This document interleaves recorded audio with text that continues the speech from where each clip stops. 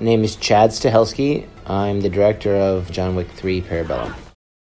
So the scene we're seeing here is after John Wick comes back from seeing someone called the Elder in Morocco, in Casablanca actually.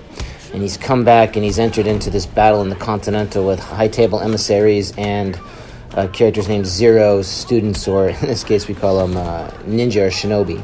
The two best of Zero's guys are what we see on screen right now, which is they're just Shinobi 1 and 2 in the character list, but it's actually Yayan and Cecep. Yayan and Cecep you might recognize from Gareth Evans' The Raid and The Raid 2. Both incredible practitioners, both of martial art choreography and of pencak silat, which is an Indonesian martial art made famous again in The Raid. And then when we went to the choreography, John Wick's style is more of a grappling art, judo, jiu-jitsu kind of thing, and theirs is more of a dual punching, kicking, flipping, flying, very kinetic kind of martial art choreography. And they knock them through this big pile of glass. And then you see Keanu in the background as the two, Cecep and Yayan, are having a dialogue. You'll see John Wick in the background trying to get up and falling back down. And the story behind the actual take I used is Keanu was just supposed to get up and ignore the handshake, but that's actually Keanu falling back down and getting back up. Like, we go long days on John Wick. It's like 12, 13 hours of just fighting. So I think by the time we got that sequence, we had to knock Keanu down. He got back up. He kind of fell on some of the glass. Choreography is much more like dance than martial arts. I mean, good choreographers don't tell you that, when you fight competitively, you're trying to disrupt the other person, you're trying to hurt the other person. Stunt choreography or stunt fighting is the exact opposite. You're trying to make space. It's like dance. You're trying not to step on the partner's toes, help them to look good, and try not to get punched in the face in the process.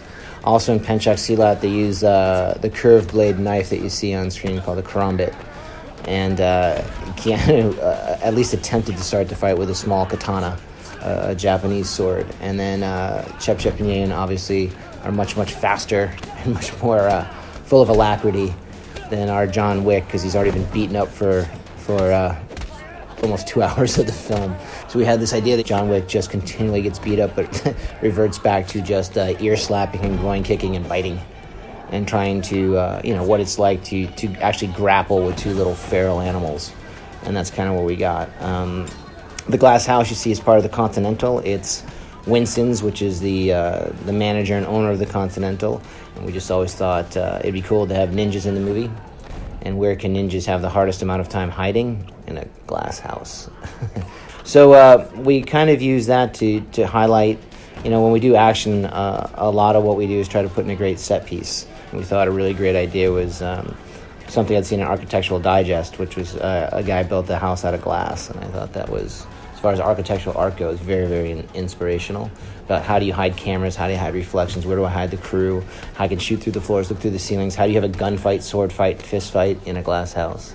And that's kind of where we got our inspiration. So after much debating and arguing with certain money people, we finally got it okay to build a $4 million glass structure, which for John Wick is a very big expense.